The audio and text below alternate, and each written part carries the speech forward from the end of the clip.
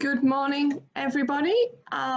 Welcome to the Retail Doctor Group CEO Summit on the State of the Nation. My name is Anastasia Lloyd-Wallace. I am the head of the Consumer Insights Division for Retail Doctor Group. We've got a great panel of speakers this morning, and I'll pass over to Brian.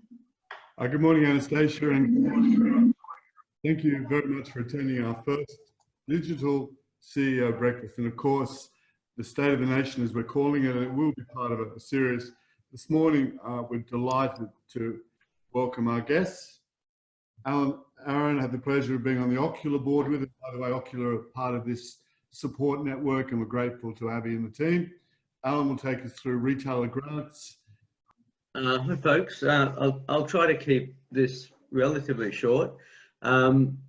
So there's two aspects of what I'll talk about. One is the main role which I have, which is with a federal government program called Accelerating Commercialisation.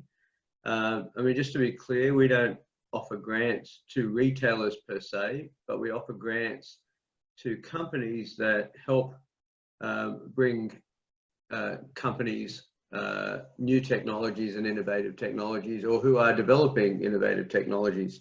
So where that might fit with you know, the retail sector is technologies that can be introduced to help traditional businesses move online with novel technology, or it could be innovations in supply chain, innovations in product, and a whole range of things. I don't know, Anastasia, if you got those slides that I sent you. If not, that's fine. I can quickly give you an overview of the program. We deploy about $60 to $70 million a year in grants. It's a matched funding program. So if one were to apply for a grant, you would have to have match funding for the amount of money that you're seeking. The purpose of the grant is to help commercialize or bring to the market new innovative technology. So there has to be an innovation aspect to it. And unfortunately, it's not an overnight process. It's a process that does take a little bit of time to navigate through. My role is to help companies that are innovative, that are looking to, as they deploy these technologies, access the money, and I'm paid for by the government, so there's no cost attached to my time. And then I work with the clients that I have to help them execute their projects. So when I think about the retail sector, and I'm not, you know, I haven't got a retail background. I'm an engineer and geek by training. But I think about supply chains and what this current pandemic is doing. I think, Anastasia, I might not use them after all of that, just because. Sorry about that. There are some slides that characterize the grant programs that I'm involved in. I'm happy to share some stats, but hopefully that sort of background of the grants program was enough to say, if you have an innovative technology or working with an innovative company and you'd like to seek some support from the federal government to help deploy that in your business or create it as a product that you're looking at, please let me know. I was just going to very, very briefly give my thoughts more as a technologist rather than as a retail expert in this sector.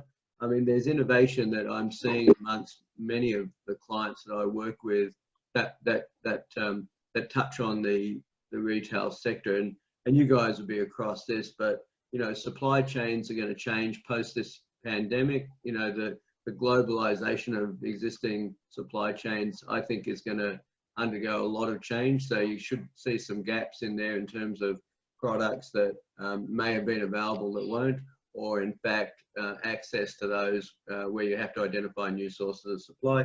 There's a lot of stuff in terms of product innovation, so there are lots of opportunities, I think, post this to identify new products that will be relevant to markets. I'm not saying everyone's going to go into retailing hand sanitizer, but I've got to tell you, in the last week I've seen 10 manufacturers that are going to produce it in Australia. I think we'll get a glut of that, but there's going to be a lot of new product innovation. Clearly, most of the innovation in retail is going to be around how you reach your customers, and predominantly that's online, social media, etc. So marketing and your ability for your customers to identify your products is going to be absolutely critical if you're going to win in this new era.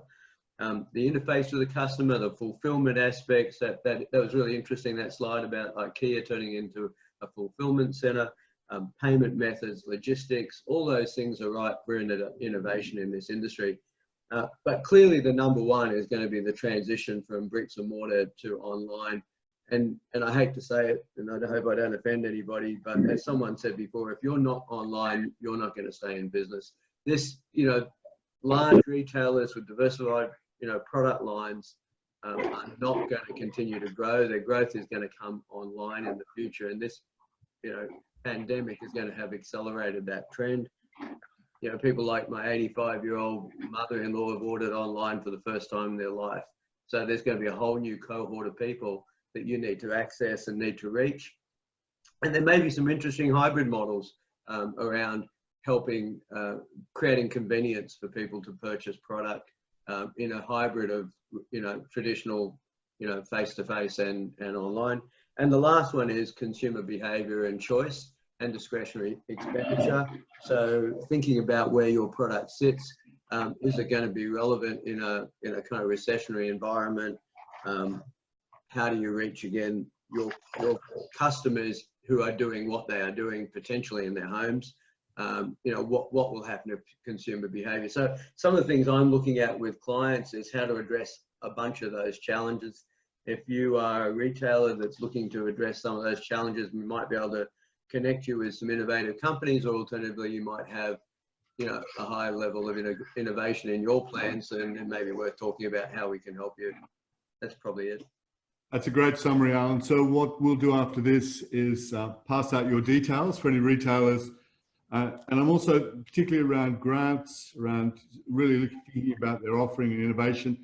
And Matthew, I think it'd be great to get you and Alan together to talk about some of the work that's occurring through MindArc, and in particular, some of that innovative digital fulfillment. Yeah, definitely. That'd be great to connect, Alan. I think we just got a bit of an interesting question there. We talk about changing consumer behaviour, and I think that's something that within Retail Doctor Group we will look at a lot more into what is driving consumers to change. We saw from the Australian data that a lot more consumers are considering purchasing online, and I think it's really key to understand why. So what's driving them, and therefore how can we curate our offer to understand these driving behaviours to move online? Alan, did you know what the tipping point was for your mother-in-law? Well, no, I think it's pretty clear in this environment because, people, someone in their 80s is probably inclined not to go down to the supermarket as much as they would have. So it's purely necessity now. I don't think we should be shooting at where we are in the depths of this environment today, but I think you should use this as an opportunity to look into the future. Potentially in the short term, the next 12 months, a recessionary, low discretionary spend environment. But beyond that, you've got this cohort of young people, young families. What are they going to do in an environment where they're constrained in terms of capital? Are their choices going to be different? And in terms of the move online, I think this has purely just accelerated it. I mean, I hate to say it, and again, I hope I don't offend anyone, but if I was a Myo DJ, sort of, broadly based retailer, knowing that the writing was on the wall a year ago, heck, if the valuation of their entities has gone down, by 50 or 75%, you've got to wonder whether someone's going to invest in those businesses going forward, or are they going to try to recreate them online? So you either get on and try to recreate your business online, or you try to transition. So I don't think I answered your question, but I do think there's some serious research that retailers should be doing to understand what their customers are planning to do in the future. So you need some good advice and tools. That's exactly a great segue to a lot of the insights work we do.